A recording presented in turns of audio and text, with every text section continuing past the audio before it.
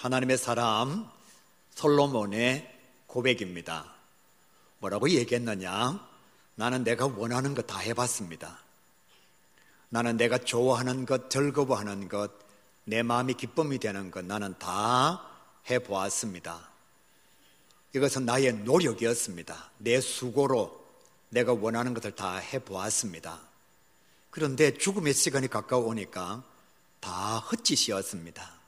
다 부질없었습니다. 아무 의미 없었습니다. 나는 내 인생을 돌아보니까 가만히 생각해 보면 나는 실패한 인생이었습니다. 그렇게 고백하고 있는 내용이에요. 그 내용을 오늘 여러분이 금방 읽었습니다. 열심히 살았다, 최선을 다했다, 나 부자였고 지혜의 왕이었고 내가 원하는 건 다 해봤는데 이제 죽음의 시간을 앞두고서 내가 여러분에게 솔직하게 내 인생을 내 스스로 진단해보면 나는 부질없는 삶을 살았다, 헛짓했다, 그렇게 말하고 있는 거예요. 왜 이런 고백을 하느냐? 하나님의 사람 솔로몬의 노년의 은혜가 사라졌습니다. 하나님이 그의 마음속에 없어졌습니다. 그러니까 그가 뭐라고 고백하느냐? 나는 헛된 인생을 살았습니다라고 고백하는 거예요. 사랑하는 가교 성도 여러분, 은혜 없이는 살아갈 수 없습니다. 하나님의 은혜 없이는 살아갈 수 없습니다. 단순히 노래가 되지 않기를 바랍니다. 정말 하나님, 나는 주의 은혜가 없으면 살아갈 수 없습니다. 이것이 진정한 여러분의 신앙 고백이 되시기를 간절히 바랍니다. 저는 고백합니다. 은혜 없이는 목회 불가능합니다. 하나님의 은혜 없이는 설교할 수 없습니다. 그래서 엎드리는 거예요. 그래서 기도하는 거예요. 그래서 하나님의 말씀을 묵상하지 않을 수가 없습니다. 목회는 사람의 실력으로 하는 게 아니니까, 사람의 능력으로 하는 것이 아니라 전적으로 사도 바울의 고백 그대로 하나님의 은혜로 감당하는 것이 목회니까요. 여러분, 목회자도 은혜 없이는 살아갈 수 없다면 평신도는 더 큰 은혜를 받아야지요. 저와 여러분 정말 하나님의 은혜를 사모하고 하나님의 축복을 사모하는 주의 자녀가 될 수 있기를 간절히 바랍니다. 성경이 이렇게 말씀해요. 사람이 떡으로만 살 것이 아니라 하나님의 말씀으로 산다고. 떡만으로는 못 산다는 거예요. 근데 예수를 믿으면서도 자꾸만 떡으로만 살려고 합니다. 말씀이 있어야 돼요. 지난주에 말씀하셨습니다. 양식과 물이 없어서 줄이고 목마른 것이 아니라 하나님의 말씀이 없어서 기갈이라고 분명히 말씀하셨습니다. 성도들에게는 육의 양식도 필요하지만 영의 양식은 더 필요합니다. 성도 여러분, 육의 양식보다 더 필요한 것이 영의 양식입니다.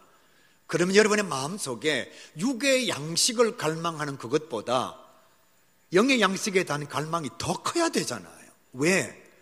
우리는 양식과 물로 살아가는 자가 아니라 하나님의 말씀, 주의 은혜로 살아가는 자니까요.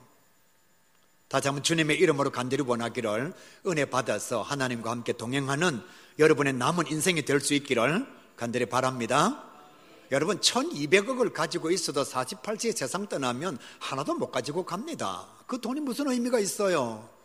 그 유명한 이름이 무슨 가치가 있습니까? 죽음 앞에서 48세밖에 되지 않습니다. 원래 재산이 500억이었습니다. 그런데 돈을 더 많이 벌려고 건축업을 하다가 부도가 났습니다. 있는 돈도 다 날려버렸어요. 파산 신고하고 난 뒤에 계산을 해보니까 남은 부채가 180억입니다. 그거 갚으려고 열심히 살다가 결국은 전국에서 노래하다가 심장마비로 세상을 떠난 사람이 엊그제 우리가 들었던 유명한 자의 부고였습니다. 사랑하는 성도 여러분, 은혜가 없는 삶, 하나님이 없는 삶은 결코 행복할 수가 없습니다. 그런데 예수를 믿으면서도 하나님의 은혜보다는 뭘 더 원하느냐? 제가 금방 말씀드린 1200억 다 두고 가는데 그것이 우리 삶의 중심이 되어 있다면 그리스도로 인한 행복은 절대 경험할 수가 없습니다. 병원에 진방을 했는데요, 의사가 이런 간증을 합니다. 자기 병원에 아주 고약한 암 환자가 있었대요. 진짜 인상도 더럽고 성질도 사납고 의사만 아니면 안 만났으면 좋겠다, 그런 사람이 자기 병원에 있었다는 거예요. 그런데 시간이 지나면서 점점 이 사람의 인상이 변하는 거예요. 얼굴 표정이 변하는 겁니다. 이상하다 그래서 병실에 가보니까 그 병실에 권사님 한 분이 계셨습니다.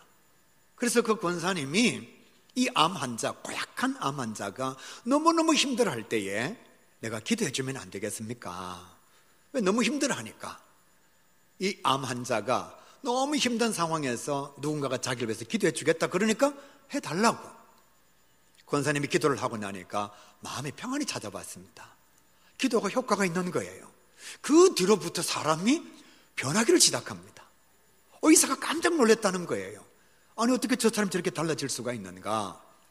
사랑하는 성도 여러분, 그 병실에는 은혜 받은 하나님의 사람이 있었습니다. 여러분 솔직하게 말씀드릴게요.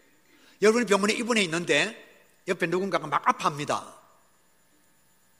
제가 좀 기도해 드려도 될까요? 우리는 안 합니다. 근데 어떻게 하죠? 아이고 많이 힘든가 봐요. 그러니까 내가 예수 믿는 정체를 드러내지 않아요. 그런데 진짜 은혜를 받은 사람은 제가 기도해 드릴까요? 왜? 이 기도가 능력이 있거든요. 그러니까 암 환자를 위해서 기도했더니만 마음이 평안이 찾아온 겁니다. 그 사람도 은혜를 받은 거지요. 두 사람 다 은혜 받은 자가 된 것입니다. 제가 1월 달에 열심히 설교를 했어요. 가진 자가 주어라, 누리는 자가 나누어라, 주는 자가 복이 있다. 너의 생물을 강물 위에 던져라. 환난 날에 도로 찾을 것이다. 말씀을 듣고서 은혜 받은 성도들이 있어요. 똑같이 말씀을 들으면서도 마음에 감동이 온 자들이 있어요.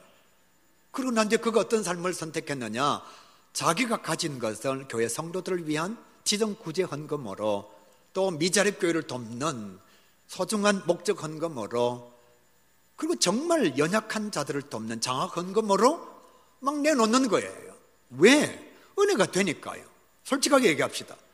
돈 안 아까운 사람 손 들어보세요. 진짜 한 명도 없네요. 한 명쯤은 손 들어야 될 거 아니에요. 돈 안 아까운 사람 손 들어보세요. 없어요. 다 돈 아깝습니다. 자기 돈 다 소중해요. 그런데 은혜를 받으니까요. 은혜를 받으니까 자기가 써야 될 돈을 가난한 자들을 위해서 구제헌금으로 내어놓는 거예요. 할머니 한 분이 예배가 끝났는데 목사님 기도 좀 해달래요. 그래서 접견실에서 기도를 해드렸습니다. 간절하게 기도하고 난 뒤에 그 할머님이 웃으시면서 막 이렇게 손을 호점에 넣고 품을 찾는 거예요. 그러고 난 뒤에 끄집어낸 게 무엇인가 하면 꼬깃꼬깃 접혀져 있는 5만 원짜리 지폐 한 장. 그리고 제게 이렇게 얘기합니다. 저보다도 더 못 사는 사람한테 목사님 좀 찾아서 주세요. 제가 보니까 할머니가 제일 못 사는데, 목사님 저보다도 더 못 사는 사람한테 이 돈 좀 전달해 주시길 바랍니다. 제가 그 돈을 받으면서 정말 기쁘기도 하고 한편으로는 마음이 너무너무 아팠습니다. 성도 여러분, 은혜 받으면 변화가 되는 거예요. 은혜 없는 삶은 아무리 오래 살아도 행복해지지가 않습니다. 하나님과 동행하는 자, 은혜의 삶이 풍성한 자는 무엇을 해도 어디를 가든 어떤 상황 속에 있든 항상 그 마음의 기쁨과 즐거움과 감사가 넘치게 되어 있습니다. 여러분 표정 보니까 어떤 사람 목사님 또 뻥치고 있다 이렇게 생각하는데, 가짜 은혜 받으면 그래요. 가짜 은혜 받으면 이 말이 뻥 같습니다. 그러나 진짜 은혜 받으면 발목까지 차는 은혜가 아니고 허리 이상 차는 은혜를 받으면요, 무엇을 해도 어디를 가든 어떤 상황 속에 있든 진짜 마음이 기쁘고 즐겁습니다.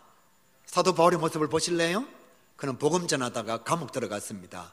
뭘 했죠? 있는 장소가 감옥인데 그는 찬양했습니다.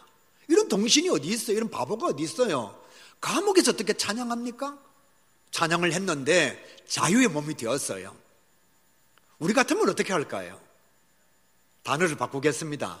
저 같으면 잽싸게 도망갔을 겁니다. 여러분, 자유가 되었는데, 나에게 자유가 주어졌는데 어떻게 내가 감옥에 가만히 있겠어요?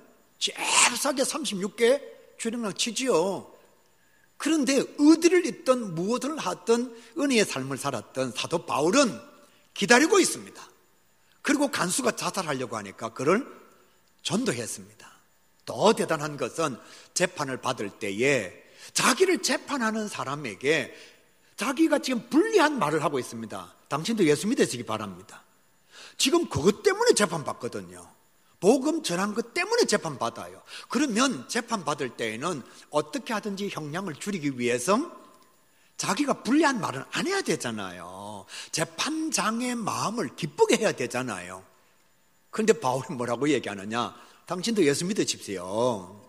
더 대단한 것은 둘러서 있는 많은 사람들이 이렇게 얘기합니다. 나 행복합니다. 내가 감옥에 있어도 행복합니다. 여러분, 나를 본받으십시오. 여러분, 내가 감옥에 있는 것 이외에 여러분 힘드니까 이건 본받지 말고 그 나머지는 다 나를 본받으시길 바랍니다. 나는 행복합니다. 왜 행복하냐? 내가 예수님을 본받았거든요. 예수님이 나의 모델이거든요. 그러니까 예수님께서 십자가 위에서 행복하셨던 것처럼 나도 감옥에 있어도 행복합니다. 여러분, 나를 본받으십시오. 은혜가 넘치니까 이런 말을 할 수가 있는 거예요. 솔직하게 지금 자기를 한번 점검해 보시길 바랍니다. 친구들에게, 친척들에게, 아는 사람들에게 나 행복합니다. 나 정말 행복합니다. 나를 본받으십시오 라고 말할 수 있는 사람이 우리 가운데 얼마나 있을까요? 너 요즘도 교회 다니냐? 좀 그런 거 좀 묻지 말라고. 친구 사이에 뭘 자꾸 교회 다니는 걸 묻느냐고. 우리는 자신이 없어요. 예수님 때문에 내가 행복하지가 않은 거지요. 베드로는 말씀 전하다가 공의 앞에 서게 되었습니다. 얼마나 당당한지, 얼마나 담대한지. 내가 하나님을 기쁘시게 하랴, 당신들을 기쁘게 하랴. 나는 보고 들은 말을 말해하지 않을 수가 없노라. 왜냐하면 그는 죽음도 두렵지가 않거든요. 예수님 때문에 영생이 주어져 있으니까 환난과 고난 앞에서도 전혀 두려워하지 않습니다. 왜 이런 모습이 되었느냐? 그들은 예수를 가졌거든요. 그 속에 은혜가 충만했거든요. 성전 미문에 앉은 안전뱅이에게 베드로가 뭐라고 얘기합니까? 나 예수 가졌어. 나 돈은 없어. 근데 나 예수는 가졌어. 내가 얼마나 행복한지 몰라. 그런 고백을 감당하고 있는 거예요. 그런데 여러분, 반대로 하나님이 없는, 교회를 다니면서도 은혜가 없는, 하나님과 동행하지 않는 삶을 사는 사람들은 스스로의 삶을 부정하고 불행하다라고 말할 수밖에 없습니다. 사울은 왕입니다. 아무나 왕이 되나요? 그런데 다윗이 원수 대적 골리앗을 돌로 쳐 죽였습니다. 그러니까 다윗의 인기가 점점 높아져요. 그럴 때에 이 사울 왕이 어떻게 하느냐? 시기하고 질투했습니다. 심지어는 죽이려고 했습니다. 원래 사울은 은혜가 넘쳤던 자예요. 너무 겸손했습니다. 하나님 앞에 정직한 자였어요. 그런데 은혜가 사라지니까, 하나님과 동행하지 않으니까 제사도 자기 마음대로 지내고 민족을 구원한 다윗을 죽이려고 계획을 한 거예요. 계획만 한 것이 아니라 진짜 다윗을 죽이려고 군사를 풀었습니다. 그 결과 어떻게 되었느냐? 전쟁터에서 아들과 함께 비참하게 최후를 맞이했습니다. 왕이면서도 행복하지 않았어요. 왕이면서도 그 마음속에 즐거움이 없었습니다. 이유가 뭐냐? 은혜가 사라지니까요. 은혜가 떨어지니까요. 행복할 수가 없는 거죠. 가룟 유다는 예수님이 선택한 제자입니다. 옆 사람이 추천하거나 사람이 선택한 제자가 아니고 예수님께서 선택한 제자예요. 예수님의 척건 중에 척건이었습니다. 돈을 맡은 자였습니다. 예수님과 함께 3년 동안 다니면서 진짜 은혜를 경험했습니다. 그런데 자기가 원하는 바가 이루어지지 아니하니까 은혜를 잃어버렸습니다. 그리고 예수님과 동행하지 않았습니다. 그 순간 사탄이 그의 마음속에 들어와요. 그는 어떻게 했느냐? 예수님을 배신했습니다. 예수님을 팔아버렸습니다. 후회하면서도 회개하지 아니하고 자살로서 비참하게 인생을 마감하고 말았습니다. 사울 왕은 은혜를 잃어버린 거예요. 가룟 유다는 하나님의 은혜가 사라진 것입니다. 성도 여러분, 은혜 충만한 자와 은혜가 없는 자의 삶은 너무나 아주 크게 차이가 나고 대비가 되는 거예요. 오늘 그것을 아주 분명하게 보여주고 있는 사람이 말씀 속에 나타나는 솔로몬입니다. 솔로몬은 대단한 왕이에요. 정말 대단한 왕입니다. 지금도 재판 그러면, 지금도 지혜 그러면 솔로몬을 얘기합니다. 전 세계에 수많은 왕들이 있었는데 지금도 지혜를 얘기하면 솔로몬을 얘기합니다. 재판 그러면 솔로몬을 얘기합니다. 안 믿는 사람도 솔로몬의 재판을 찬양합니다. 그는 정말 은혜를 많이 받았어요. 하나님과 항상 동행하는 자였습니다. 은혜가 충만할 때 그의 삶을 한번 보실래요? 그는 1000번제를 하나님께 드렸습니다. 예배 중심의 삶을 산 거예요. 목사가 그러면 안 되는데, 날씨가 추우면 성도가 안 올까? 날씨가 좋으면 오늘 또 놀러 갈까? 비가 오면 오늘 또 겨름을 부릴까? 목사는 항상 걱정해요. 왜? 성도들이 예배에 최선을 다하지 않을까 싶어서. 그런데 솔로몬은 1000번제를 하나님 앞에 드렸어요. 예배에 최선을 다한 하나님의 사람이었습니다. 두 번째, 그는 지혜를 구하였습니다. 부귀와 영화를 구하지 아니하고 지혜를 구하였어요. 왜? 백성들을 너무 사랑하니까, 백성들을 잘 다스리고 싶어서 하나님과 백성을 누구보다도 사랑한 자가 솔로몬이었습니다. 그는 하나님의 성전을 건축했습니다. 아버지의 꿈을 이루었고요, 하나님 중심의 삶을 살겠다라고 결단하고 하나님의 전을 건축한 자입니다. 이스라엘의 신앙의 기틀을 세운 자가 솔로몬이에요. 은혜가 넘칠 때 이랬습니다. 그는 부강한 나라를 만들었습니다. 오늘 집에 가셔서 성경 보시길 바랍니다. 그 당시에 은 있잖아요. 금 말고 은은 길거리에 돌아다니고 있는 돌만큼 흔했다 그랬습니다. 얼마나 나라가 잘 살았으면. 우리는 지금 은을 돈 주고 사는데 은이 얼마나 흔했느냐? 길거리에 돌아다니고 있는 돌처럼 흔했다. 그는 궁전을 금으로 지었습니다. 열국의 조공을 받았는데 요즘 돈으로 2조를 받았습니다. 얼마나 나라가 부궁강명했는지 몰라요. 은혜가 충만할 때 그는 공정하게 재판을 했습니다. 백성들을 편가르지 않았어요. 지도자 중에 최고로 나쁜 지도자들이 국민을 편가르는 사람이거든요. 그런데 솔로몬은요, 백성들을 잘 다스렸습니다. 누구 편을 든 것이 아니라 아주 공정하게 재판을 한 거예요. 나라가 망하지 않으려면 사법부가 바로 서야 됩니다. 그런데 우리나라는 그렇지 않습니다. 유전무죄, 무전유죄입니다. 변호사만 잘 사면 돈 있는 사람도 돈 없어져요. 만인이 법 앞에 절대로 평등하지 않습니다. 죄를 엄청나게 많이 지어도 권력이 있고 힘이 있으면 법이 그 사람을 어떻게 할 수가 없는 거예요. 그런데 솔로몬은 아주 공정하게 재판을 했습니다. 그가 은혜가 충만했을 때는 재능으로 하나님께 영광을 돌렸습니다. 잠언이 3000가지입니다. 금은, 격은, 아주 좋은 말, 교훈이 되는 말 3000가지를 지은 거예요. 그것만이 아니라 노래, 찬양의 시가 1005편이었습니다. 얼마나 재능이 뛰어났던지 그 재능 가지고 문학을 집필한 것이 아니라 하나님을 찬양하는 찬양시를 쓴 거예요. 그리고 금은과 격은 한두 가지가 아니라 3000가지를 지었다는 것입니다. 은혜가 충만할 때 그는 영적으로 충만했습니다. 시편, 잠언, 전도, 아가서, 성경을 기록해요. 성경을요. 제가 이런 설교할 때마다 여러분에게 이렇게 말하잖아요. 우리는 가계부도 안 쓰고 일기장도 안 쓰고 누가 무슨 말하면 메모도 잘 안 한다고, 그죠? 그런데 솔로몬은 성경 시편과 잠언과 전도서와 아가서를 기록한 영적인 사람이었습니다. 은혜가 넘칠 때에 여러분 정말 제가 말씀드린 것처럼 솔로몬은 대단했습니다. 하나님과 동행했어요.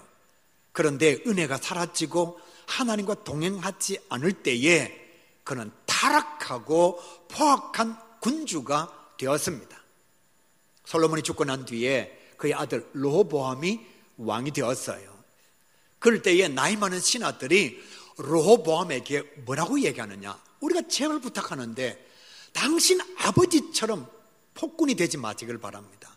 당신 아버지처럼 타락한 군주가 되지 마시기를 바랍니다. 얼마나 타락했으면, 얼마나 포악했으면 솔로몬의 아들이 르호보암 왕이 되었을 때에 솔로몬의 늙은 신하들이 뭐라고 얘기했느냐?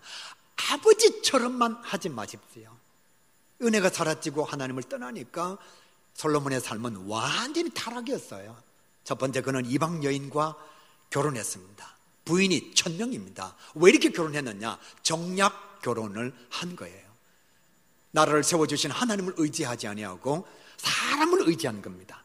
설마 자기 딸을 나한테 보냈는데 전쟁을 일으키겠냐?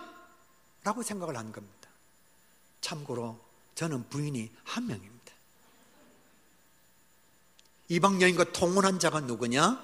솔로몬이에요. 그는 우상을 숭배했습니다. 여러분, 제가 이 말씀 기록할 때 마음이 얼마나 아팠는지. 하나님의 성전을 건축한 자가 신전을 건축합니다. 목사가 무당이 된 거예요. 하나님의 성전, 믿음의 중심을 세웠던 솔로몬이 그 부인들의 유혹에 빠져서 이방의 우상들을 숭배하고 그것으로 만족이 안 되니까 자기 손으로 성전을 건축한 자가 신전을 건축하고 그곳에 들어가서 제사를 드린 타락한 자가 누구냐? 솔로몬이에요. 세 번째, 그는 물질을 탐했습니다. 하나님께서 부귀와 영화를 허락해 주셨는데도 하나님이 떠나고 나니까 그 마음속에 욕심이 찾아온 거예요. 아주 포악한 정치를 행하였습니다. 그리고 말을 두는 외양간이 4만 개였습니다.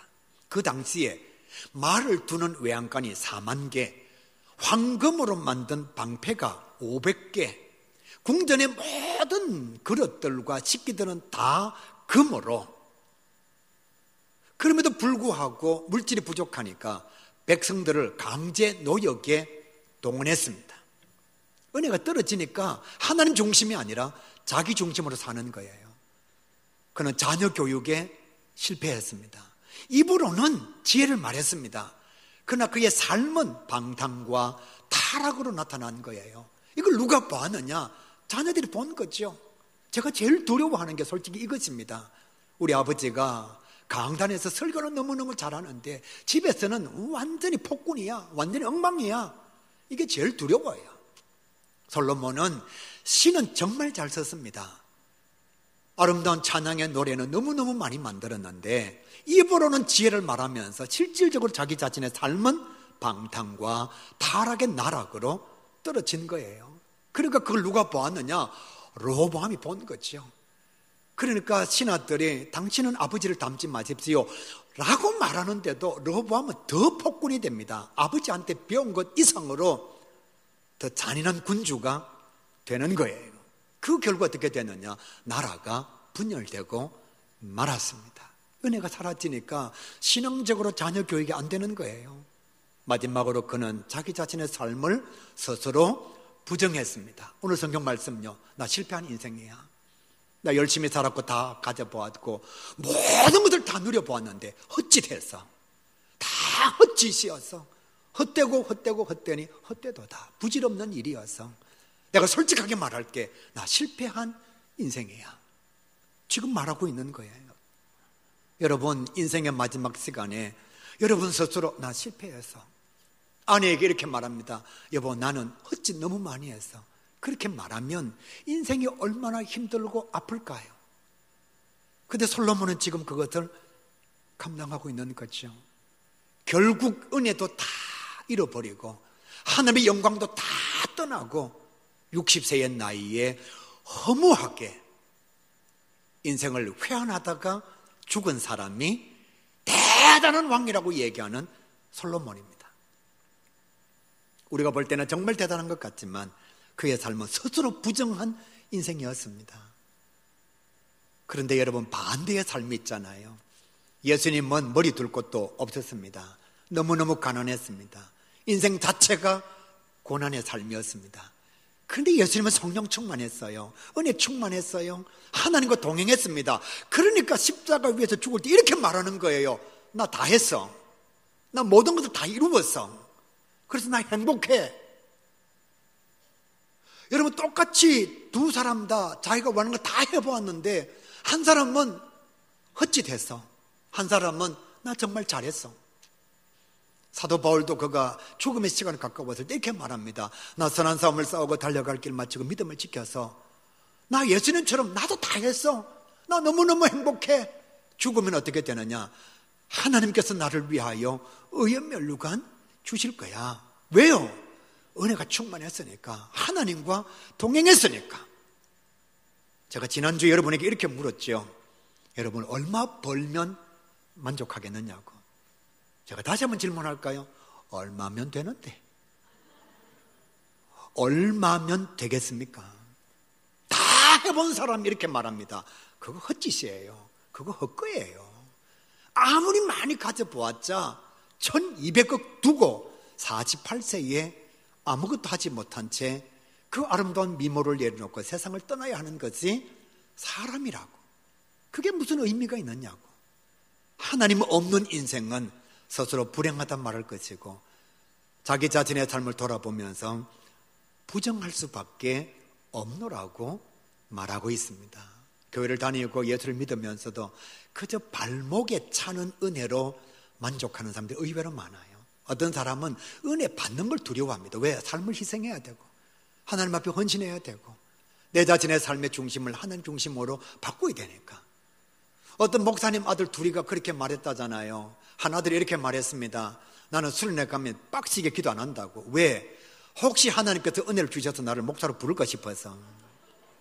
그러니까 옆에 있는 목사들이 이렇게 말합니다. 나는 잠도 제대로 안 잔다고. 왜? 혹시 꿈에 하나님께서 나를 부르실까 싶어서. 여러분 우스개 얘기 같지만 여러분 안 그래요? 솔직히 은혜 받는 거 싫어하잖아요. 왜? 희생해야 되니까. 진짜 은혜의 사람이 되는 거 싫어요. 내가 원하는 삶을 살아야 되는데 은혜 받으면 사도 바울처럼 하나님이 원하시는 삶을 살아야 되거든요. 그러나 하나님께서 원하시는 것은 뭐냐? 진짜 은혜 받아서 은혜의 삶을 살라는 거예요. 은혜 받은 자는 고백이 다릅니다.